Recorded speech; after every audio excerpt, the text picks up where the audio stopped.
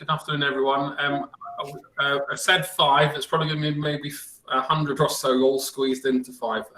Here are my slides coming on your screen, so please shout if that's not the case.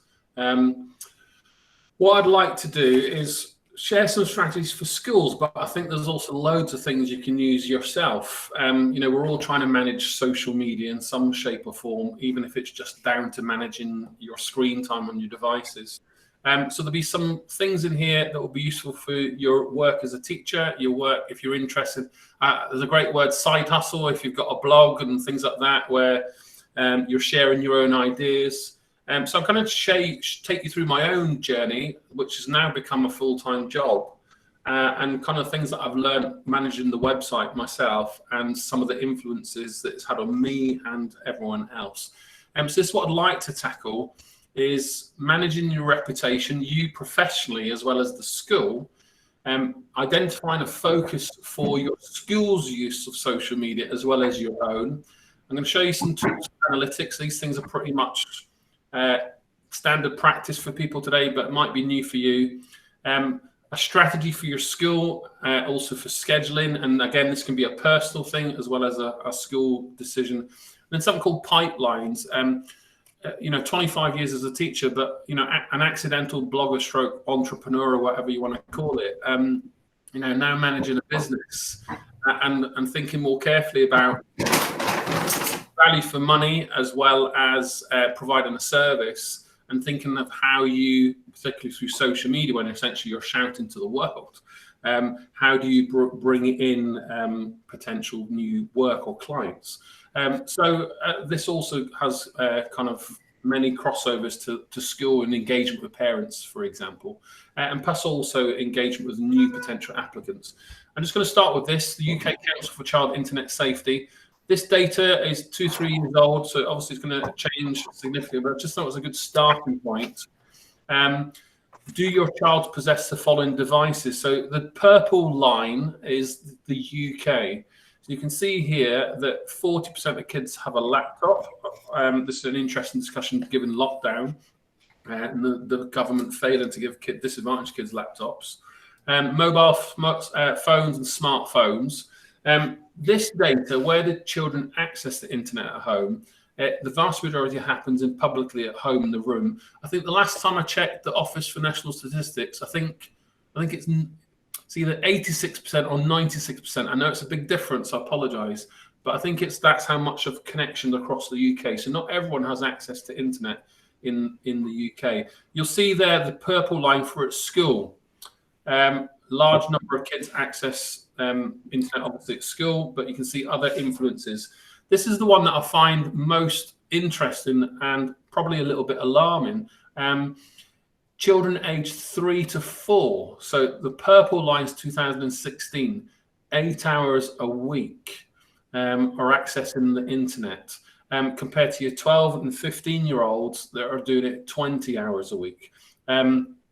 Again, what are they doing it? Well, here are some of your answers.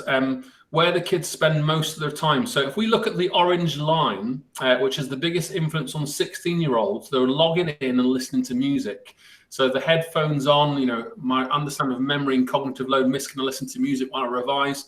The answer's got to be no, because it's a distraction to learn, and it's not necessarily going to teach them how to recall information in the exam hall where they don't have headphones on. So you can see that orange line goes right down to age 7 over on the left-hand side. The next biggest influence is the pink line, social networks. So, TikTok, WhatsApp, Instagram, all those types of things are where kids spend most of their time and energy. Homework is your green line. Obviously, 16-year-olds over here on the right-hand side, about 65%.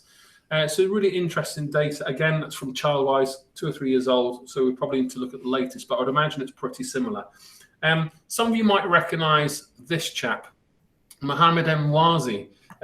He was notorious 2014 for beheading people, and he was an ex-student at my last school. And what we weren't prepared for at the time was the worldwide media attention on our school when this came out as a news story. So some of the articles you can see here on the right-hand side is time at school and where he was now, and he went off to University of Westminster. All the we were moving into a new building, so the media were using lots of the pictures of the old building, all sorts of things. But we, through no fault of our own, time and whatever else, our priorities were just bog standard social media sharing and ideas. And 2014, a long time ago in the social media world, but we weren't ready. So as a result of that, I guess kind of sharing some of the things that I've learned along the way are things like intellectual property, whether it's you personally or as a school, the things that you can and can't use for copyright. Personally, I would recommend Creative Commons if you want to protect yourself. I've just gone through my third legal case. This one cost me £500. The other two cost me a few £1,000 for an image that I shared just from Google on my blog. So you've got to be really, really careful. And I'm talking about images that I shared 4 or 5 years ago that have come back to haunt me later. So lessons learned the hard way. Again, I'm talking here personally rather than professionally. As a school, you've got copyright licenses which are already paid for by the government to allow you to photocopy textbooks. The Copyright Hub. I'd also really strongly recommend the Copyright License Agency. All these things that would be very useful. If I just put this on the screen, how many platforms do you think you know here? So some of the logos are a little bit old, but it's a great graphic. I've just maybe in the chat box or something, can you identify row A, for example? I might put Kate on the spot here, see if you can get the top row. So see if you can get the top row.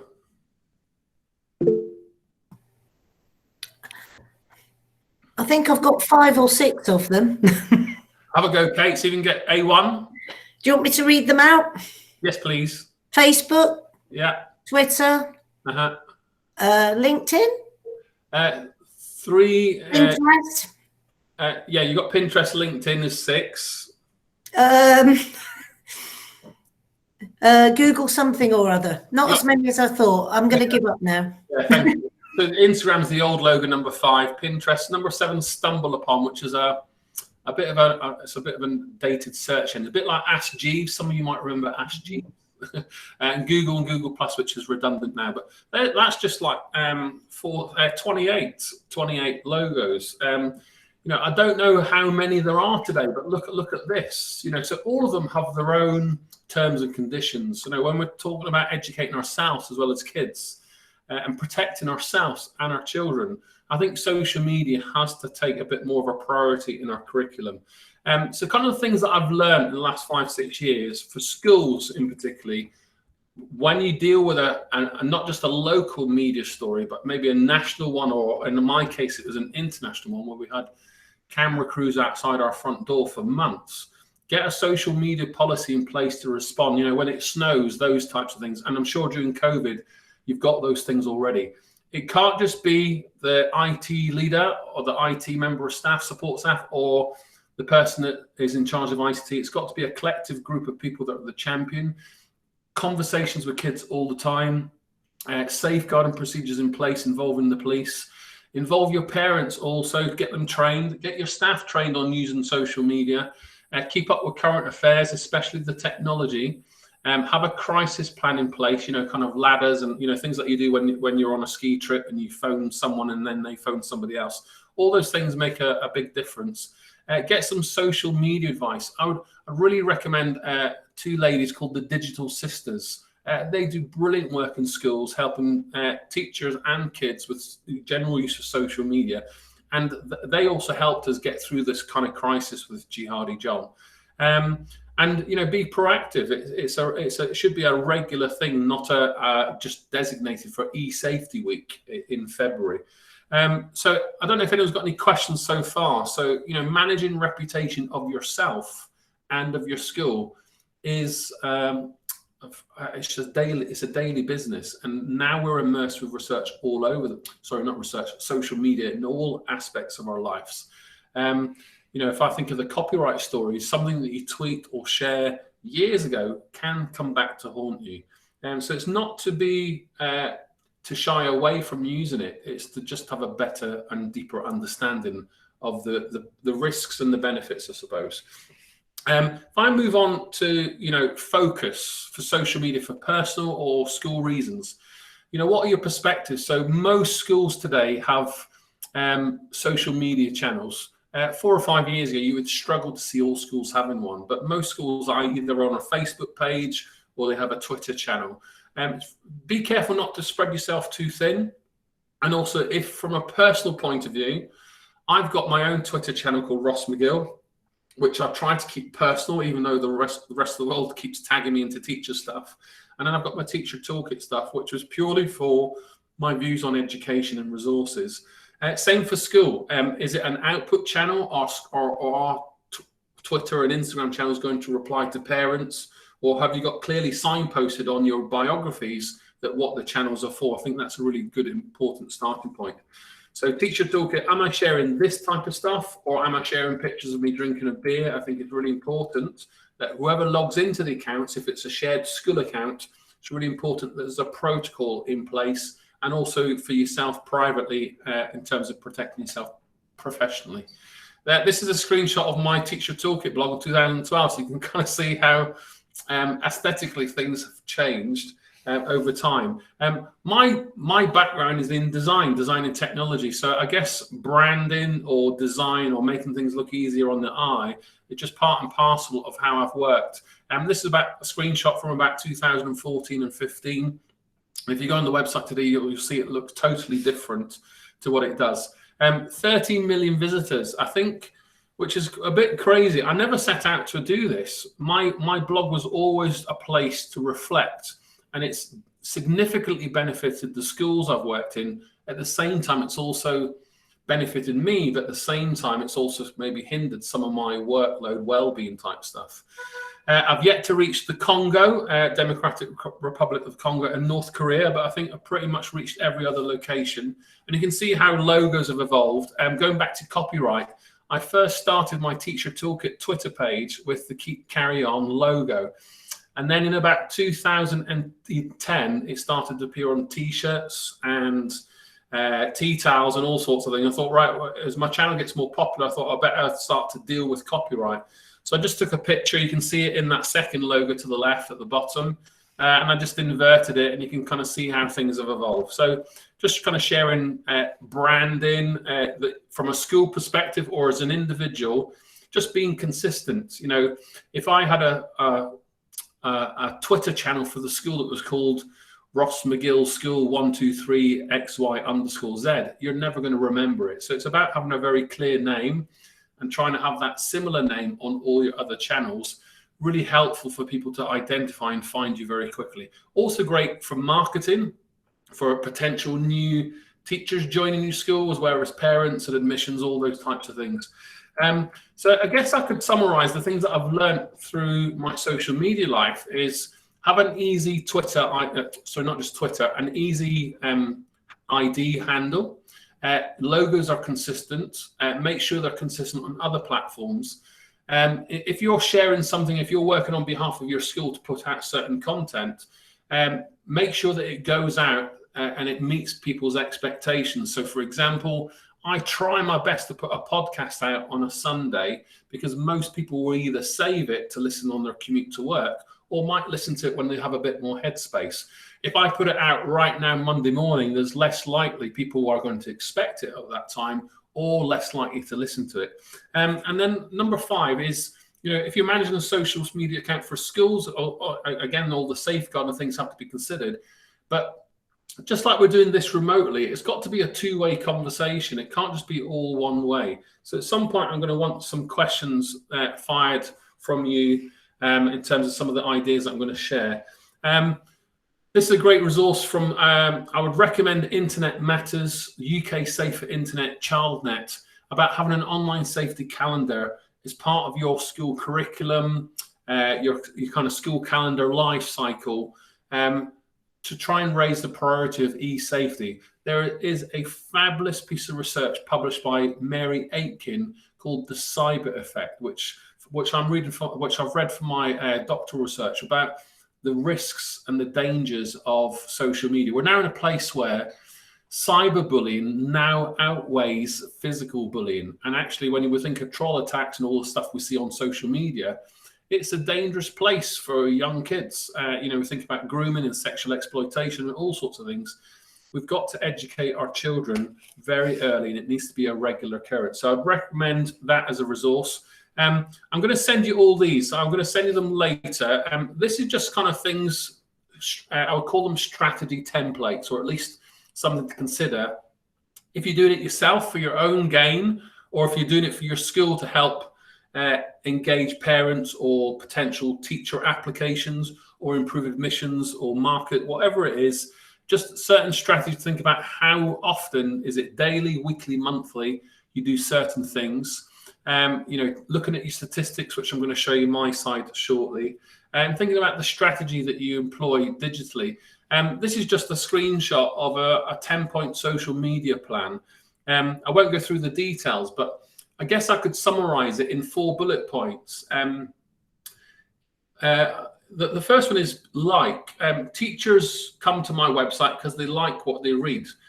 After they start to like it and see it again, they start to know Teacher Toolkit or know Ross. So once they like and know me, they start to trust me, and they either download a resource or send it to a colleague. And then if we think about pipelines, which I'll finish with later, is like, know, trust, buy, or they might buy Ross's book. It's the same that works whether it's remotely or physically. If I was your postman, you hopefully like me, I drop your mail off, you get to know we have a chat about the weather every day. And if you're off on holiday, you then trust me, I'll leave the special delivery parcel under your flower pot while you're on holiday. And if I turn up, I know the post office are now collecting parcels for people, but if I turned up with a book of stamps for you to buy, you're probably going to, because you like, know, and trust, those things are in place, you then part with your money. So think about that as a strategy for yourself, if you're using social media, if you have a side hustle, or in terms of your school strategy to drive engagement. So there's an action plan. I'll send that to you later. So I don't know if anyone's got any questions, Kate, or anybody else in the chat box, because I'm not looking at the chat box while I present. Well, I'd just say to everyone, feel free to unmute and just ask a question. You don't, of Ross, if you'd like to. Don't feel like you've got to put it into the chat box, but there's a lot to absorb, Ross. It's all very informative. I'm going to go into some analytics now. Some of you will be familiar with it, some of you won't. And then I'll kind of finish off probably about 15, 20 minutes or so with just the key resources that I use that can be used in school life as well as individually. Okay, so analytics. I mentioned earlier, my blog, if I started talking about gardening or football on my Teacher Toolkit website, I'd soon lose readers. And that, again, it was never my intention. My original intention with my blog was to write a diary online and to reflect. And I started off just by writing one blog every half term on the sofa. And then gradually over time, someone read it, someone asked a question, someone gave me a bit of feedback. And that one person then led to 100 and then 1,000. And then I started to think a bit more carefully about being clear, thinking about the content I wanted to write, not writing for everyone else, but writing for me, and being consistent with it. So I try my best now to put out a blog once a week, just to keep the blog fresh. So I'm going to come out of my screen here, and I'm just going to show you some analytics. So this is just a screenshot on my Twitter channel. Please shout if you can't see all this. If I just go to my Twitter profile there, if I just pop behind the scenes to analytics, it's that button there on your desktop. If you do use Twitter, you can get this on Facebook, Instagram, and all your other channels. But you just get a snapshot of the world of Twitter on my channel. So, 6.3 million people have seen my tweets in the last 30 days. Now, when I started to look at this, I started to manage my own school accounts and have a group of people around me to help manage this kind of stuff. But you can what it allowed me to see was the general pattern of people observing my tweets and how this matched to the blog. I then used these insights to learn how to write blogs on our school website and look at the analytics. So that's all there. And if you actually go into this More tab here, in fact, the tweet button, you start to see different patterns, and it starts to tell you demographics, location, engagement rate. And I think you know, over the years, I probably look at this maybe once every month, once every 2 months. I don't get too bogged down in it, but it's some good data. And if you're, you know, I'm slowly through my doctorate turning into a bit of a data scientist, and then these things become quite an important part of your work. So those screenshots there just kind of showing you some of the analytics and some of the things that I've just talked about in terms of the social media side of things. There's a little bit of research from Twitter. So this is now my part-time research is trying to, with all the workload stuff that I've got to do through lockdown myself, trying to do my own doctoral research. So my focus is on how teachers use social media, and then I'll really want to analyse what impact it has on education policy. But there's a great piece of research by Rutgers University. Are you a me informer or an informer? A me informer is someone that kind of retweet me, selfie, that type of stuff. But content that's engaging, so there's, I think just for Twitter alone, I think it's half a billion tweets a day. There's a huge, enormous amount of people just sending out content. I think there's enough YouTube content that we can never watch in our lifetime. But this is the kind of general rule of content that's engaging. People respond, quote, tweet, favorite, follow. If you look at number 5 on the screen, if you want to engage a parent or a potential teacher or someone to come to your parents' evening, it needs to have an engaging question. So you might call that clickbait. It needs to have a hyperlink and potentially a hashtag. And video works much better than a standard image. And if we think about reading time, I mentioned in my keynote this morning, 1.5 minutes is about the maximum time before people switch off in terms of reading content. So I guess it's sharing. I mentioned earlier there's a special place reserved in hell for people that don't share. It's the same with social media. Share ideas, give resources and tips, and grow a little community. And I think in the world of school, it works the same way with your parents and also with your Year 11s. 10 tips for revision, those types of things. And then that slowly builds up a community. You know, the things that I've seen on my travels, independent schools are very good at building up an alumni, but very rarely do state schools do this well. And I think with the world of social media and websites, it's quite an easier thing for state schools to achieve, is to grow your wider community. When people leave your school, you build up that great alumni. And me inform, I think Kim Kardashian here, no offense to Kim, but that's my best analogy. Retweet me, selfie, seeking attention. So that clickbait, want more followers. That is the hallmarks of people that are in it for themselves. I think I probably attribute my social media growth to this side, the informer, which is I'm sharing content, I'm designing new ideas or building on other people's ideas and coming up with my own opinions, sharing lots of resources, saying, oh, really well done to Leo Conference and XY, you know, giving credit where credit's due to other people, and retweeting others. It's not just all about me. And I think that probably summarizes why I've got my platform, because I've spent 12 years just doing it every other day. And I think that's what attributes my large audience. I don't necessarily claim to know all the answers or be better than anyone else. So what I'm going to do now, just kind of share some of these things. I don't know, again, if there's any questions people want to interrupt, but some of the blogs that are the most popular always start with 10 tips for, or 101 people to follow, or things like that. People love numbers. So if you're writing a newsletter to parents, or you're writing something for your own class, 7 revision tips for English grammar, or 10 ideas for parents to help your child revise, it's going to guarantee people are going to click the headline and at least access your website. And if I think about the world of writing reports, we always send kids written reports home. Then they never, we post them home with a lot of money on postage stamps, so we get them to come into parents' evening and sign them. We still don't know if they read the reports. So a lot of schools that I now work with are moving towards online reports, where I either leave a voice recording or a video message, and then it's sent to Mr. McGill, and I can see if he clicks to open it and how long he listens for. And then we can start to analyze, is it Mrs. McGill's voicemails or video messages that have the best engagement? Is it something she says, or is it the length of the video message that she leaves that makes parents listen to the voice record? So there's so many new ways that we can live and work. So things that you could do for your kids in the same types of, 10 tips for 5 great training events.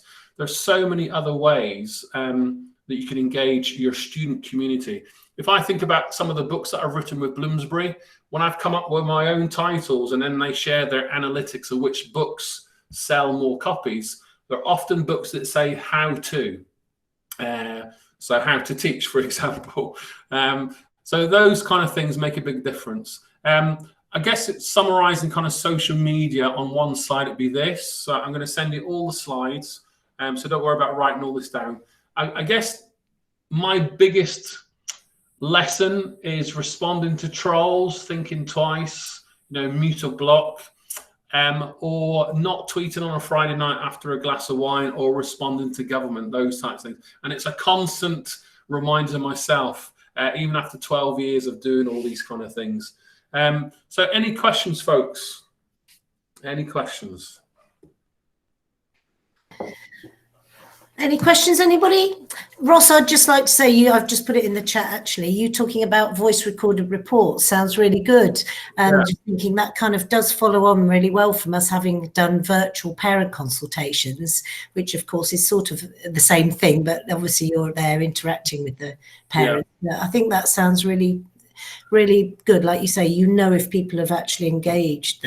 So I mentioned in the keynote, I used to work with a head teacher who was paralyzed from the neck down, and he had a microphone on his table, just like the one I've got here for my podcast.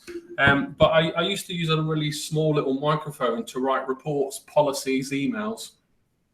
And then when I got into my blogging, probably 2010 or 11, I started to use the microphone feature on my mobile phone to offload the work and busy nature of the day and de-stress rather than taking it all home. And I found myself writing blogs on the journeys to and from work, whether on the bus or in the car. And this technology is all around us. I'm just going to open up my mobile phone and just give you I hope you can see this on the screen. If in the corner there's a little microphone. Again, it depends if you're on an iPhone or an Android. But if I just press the microphone, and I'm going to hold the phone close so you can see. In fact, what I might do is just come out of stop sharing the screen, and hopefully you can see my face a little bit bigger now, I hope. You can automate on your devices, so you can use this technology on your screen also. I'm just demonstrating how easy it is to write a written report simply by speaking into my device. Full stop, new paragraph. Imagine if you could work in this way, question mark. Amazing. So already I've worked 3 times quicker than everybody else. If I just go into, I'm just going to open up a Word document. I use a piece of software called Dragon Dictate. It probably costs about £150. But Google Docs is free. And with all your Google Classrooms and all your kind of things that we have today, I'm just going to share my screen again and show you a Google document. You can do this on the desktop. Here we go. So it's just a Google Doc. If I just go to Tools, Voice Typing, I'll take my hands off the keyboard and I'll press. You can switch it to a different language. You can give kids feedback in French or whatever it is. So English, UK. I'm just demonstrating how to provide written feedback simply by speaking into my device, full stop. I could write your tutor reports in this way and work much quicker than you, full stop. New paragraph, the head teacher thinks I'm amazing, exclamation mark. So it's really simple, and it's not for everybody, but it's another way to think about your marking, conducting social media posts and things on the move around school, or writing reports. That's what I used to do. So I left a slide there if some of you want to have a little play about dictating into your device.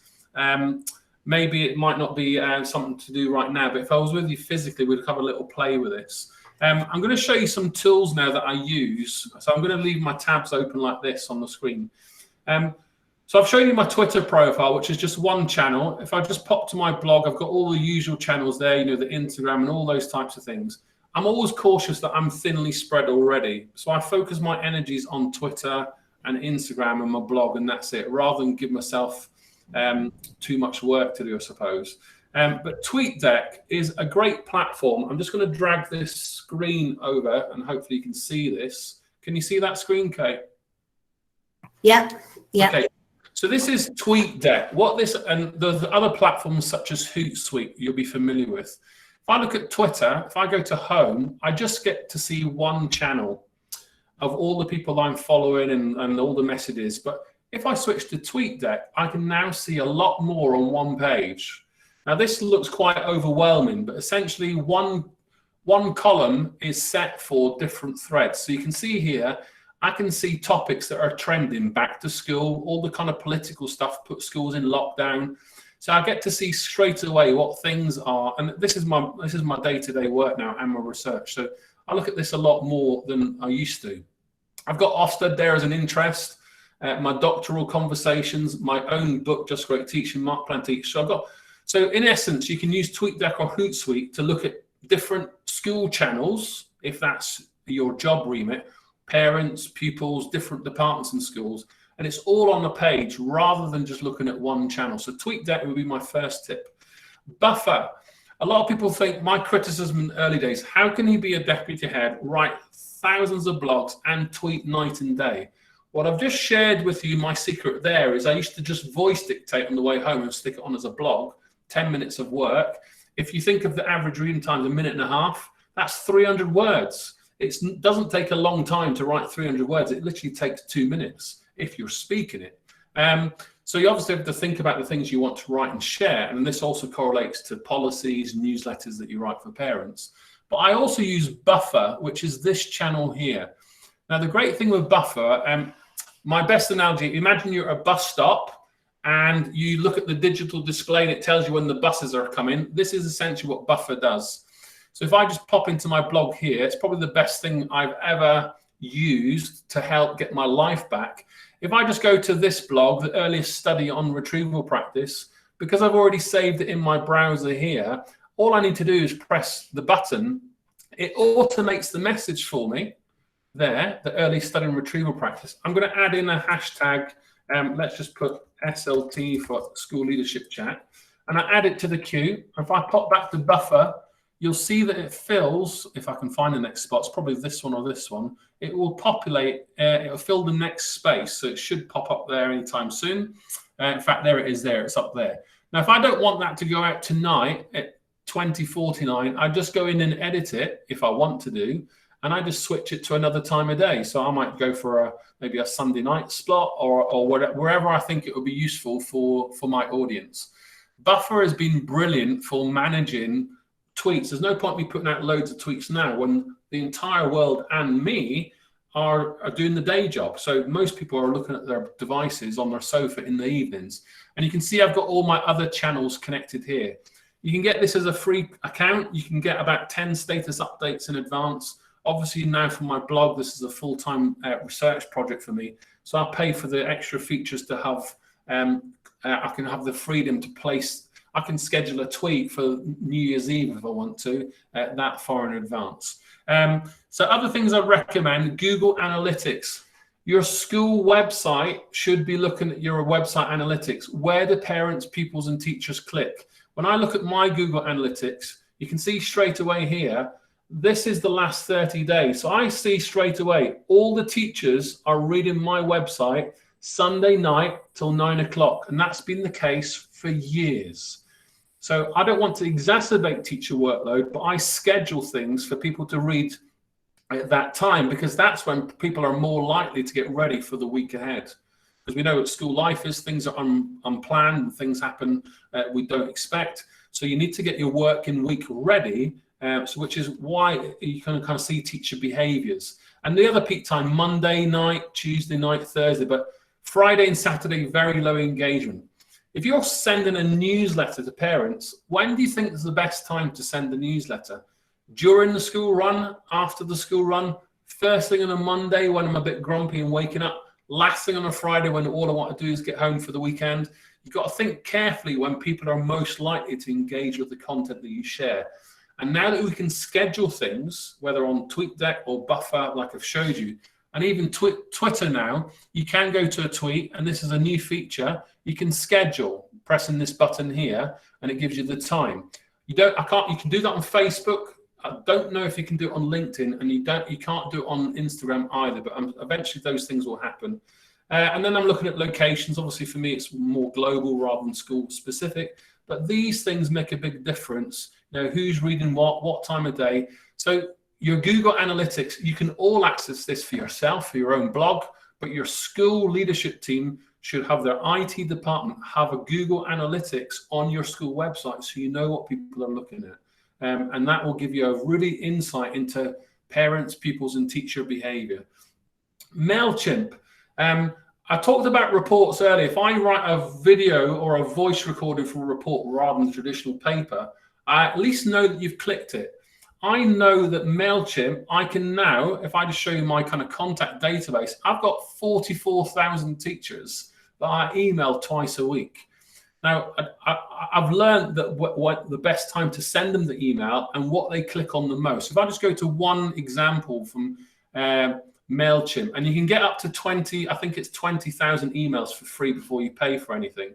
If I go to one email, he says trying to find it quickly. I'll go to an email. So I sent an email scheduled for last night. But if I just go to another one and I go to view a report, what it tells you is when you go to links, it tells you on a click map where people are clicking. So you can see here 16% of people click the top. So that's 16% of 44,000. And if I scroll down and down and down and down and down, the data changes, but when we get to the webinar stage, the data is really low. So all the time and effort and energy I write in creating this, 3% of people, which is only 63 of the people that have opened it on my 44,000, it's probably not worth me wasting time or effort or sharing it. So this data, really, really useful for schools. So I know we've got all these kind of text alerts, but MailChimp is a brilliant platform for schools or individuals to use if you want to start building up your own little community and learning what people click. Again, you can share lots of newsletters there. Top tip for teachers. So I conduct all my research. I always go to Google Scholar and it's free and it's a brilliant tip for teachers. If I type in this channel here, I'll do the verbal feedback example. You can see I've already had it historically in here. Let's see. So verbal feedback, I've got 59,000 results. That's far too much for me to read. Straight away, I would say, right, let's, in fact, what I didn't do there is I'm going to take away the quotation marks. You can see it's now 2 million. So by adding in the quotation marks, if you want to find research to then inform parents or to inform each other, adding in the quotation narrows the research and it makes sure the word verbal feedback is quoted in any academic research. Obviously, I don't want anywhere and everywhere, so I'm going to add in here, classroom is interesting. I'm going to add in England. I can spell it correctly, England, quotation marks. So any research that mentions England.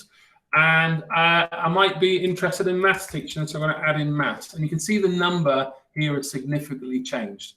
One other tip, I will reduce it to maybe the last year. So I want the latest research. So I'm now down to 250. And I'm getting closer to looking at the latest research on verbal feedback in England in maths classrooms. Another little tip, you've got PDFs that open automatically. This link here is behind a paywall. I'm going to give you a quick hack by that. I'm going off the slightly social media agenda there. But in here, if you're doing MPQSLs or MAs, if you just go to press this citation button, it gives you Harvard referencing. I used to spend hours and weeks going back 20 years ago when you had to handwrite all your bibliography. Now you can just do it at a click of a button. It's a really top tip. This one here, I mentioned it's behind a paywall, so I'm going to copy the title. There's a great website I would recommend everyone bookmarks. It's called SciHub, sci-hub.st. And this PhD student believes knowledge should be free. So she's created this platform that bypasses any paywall. And I discovered this when I went to visit a school in Belarus. So you can see her here. But there, it's opened up this. I don't need to log in. It downloads the research straight away. So that's my top tip for teachers wanting to get access to any research. Other things that I can show you. So I've showed you all the analytics. There's a whole set of blogging tips for people that want to write blogs. All my blogs now are They're all here where people can see the most popular, but I try to make my blogs 2-minute reads, so no more than 500 words, because the analytics on my website, if I just pop into the analytics behind the website, the average reading time is 1.5 minutes. So why do I need to spend time writing loads and loads of details if people aren't going to click or read it? So you can kind of see, this is by months. If I just pop in, and what I show to you all, that I just started with one reader, one blog. There you go there, September 2012. I actually started Teacher Toolkit in 2007 on a platform called blogger.com, and then I moved it into WordPress. So this is where this is. So this is the data from 2012, but you can see now like 233,000 people visited my website this month and looked at 2 or 3 pages each. So all this data is really powerful for me to inform my website. But I used to also do this in my school life leading ICT.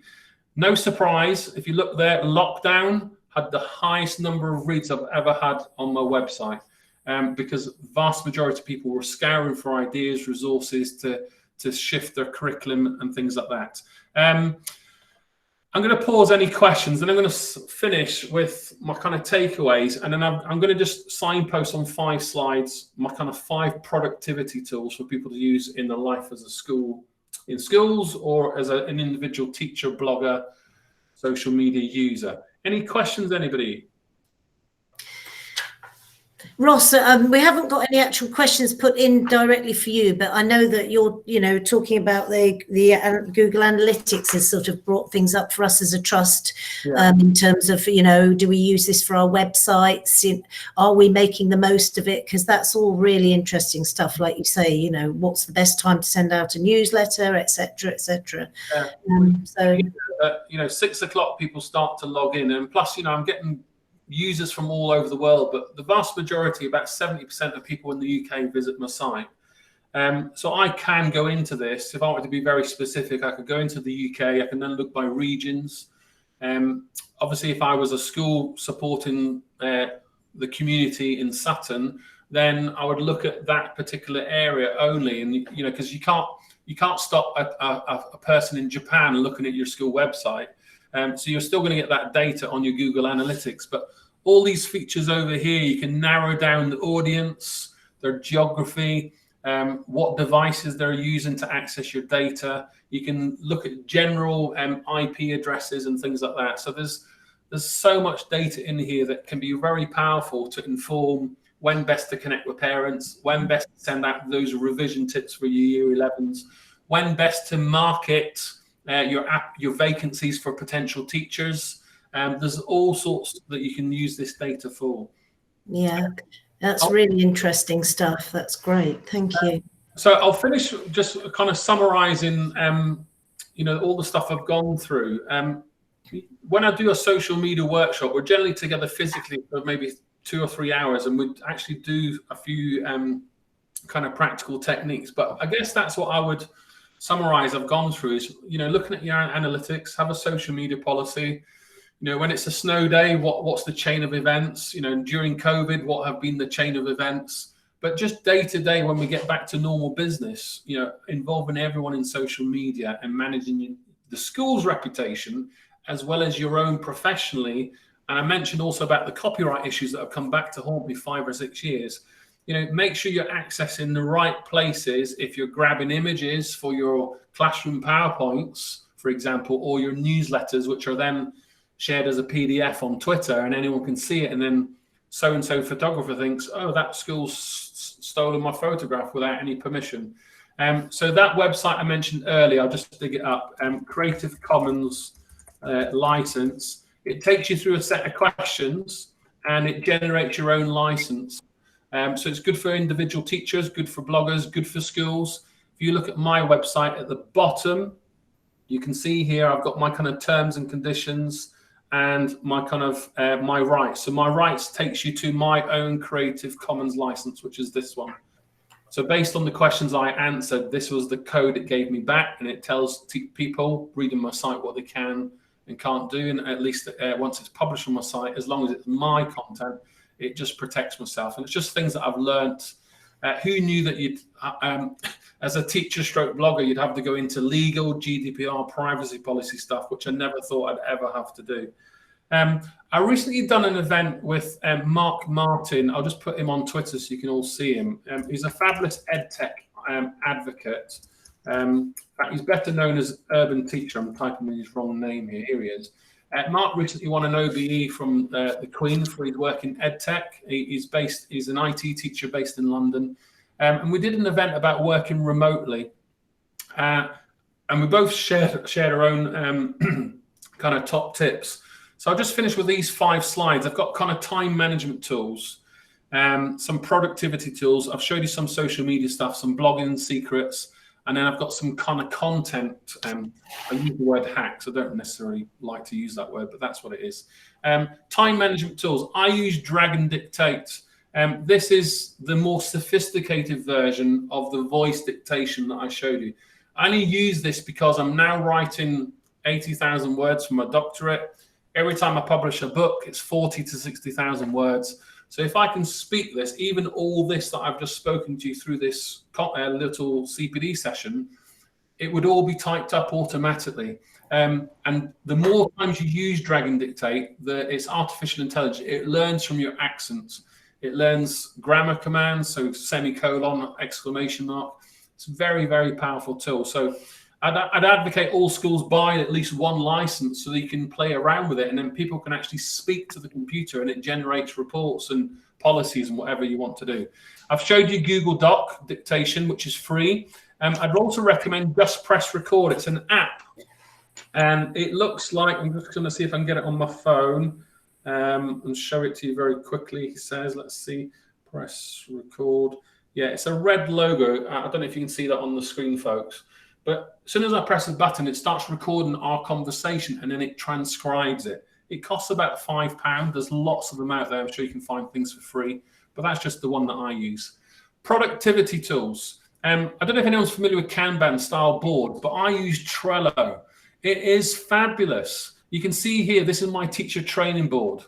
So these are all the events that I have for this year so far. The ones that I've got to reschedule still because of COVID, the ones that are completed. And these 4 columns are just this year only. If I go to my template, rather than copying and starting from scratch, I create a template. So in here, I would type in the school name, the contact, and then I've got a checklist. So think about curriculum or lesson planning or report writing, whatever it would be. And I just copy and reduplicate these templates every time I get a new school to work with, and I can make sure when I get to the end of every job. So if I go to I recently did some work with the British Red Cross to promote the resources. Obviously this is a social media type project rather than working with teachers, but you can see my little checklist there. So I know that I need to chase up an endorsement or a bit of feedback to see if I can work a bit better next time. So Trello would be my top tip. Brilliant for teachers in terms of an organizational tool, and you can share this across your community. So it's also good for school leadership teams. So that's Trello, which is an online to-do list. You're all familiar with Teams and all those types of things. What else? Social media tools. So I've showed you all this. I'm going to skip this one. Blogging secrets. If you're into blogging, not everybody is, and I know it's a big constraint on people's time, but I always write for myself. I always just share things that I'm passionate about. I'd always pass on, be consistent, be clear, be concise, and try and keep your content very, very short. You know, the amount of social media content out there today, it's a minefield. I would strongly advocate to be niche if you want to stand out. From a school perspective, if you want to stand out, make sure you kind of share, you know, whatever the name is of your newsletter, and maybe it's got a quirky twist. And just think about certain times of the year or day where you can just play on the words or have a fun Friday type newsletter and build up a little bit of a community of people engaging with your content. They start to really appreciate it coming. This is a personal picture here. This is me after 2 weeks after my last Ofsted inspection when we were putting special measures. And this is after having, I think, 4 hours sleep over 3 days, diarrhea, nosebleeds and all sorts. This is blepharitis. And my head teacher was essentially removed from position and I was acting head teacher. And this was the last day of half term a couple of years back. And I didn't go into school this day, and it was mental health. Now, with my social media profile, with 250,000 followers on Twitter and millions of people reading, I think it's also important that I spoke out. But it took me 6 months to share this picture. And I'm not necessarily saying share everything positive, but sometimes we also need to be honest with people that are following us. And again, the context of me as a blogger versus using this content as a school would be very different. But it's important to be honest, because if we're working remotely, it's very harder to build up relationships with strangers. In a school community setting, building up, there's a great head teacher I follow on LinkedIn who shares weekly videos, and some of them, particularly at the end of school when school was out, I remember him walking through the school grounds and then jumped into the school lake. It made it very memorable to watch. So imagine if I actually knew the head teacher in that school community. It would have been a very funny thing for the kids and the parents to watch. So you've got to make your content engaging.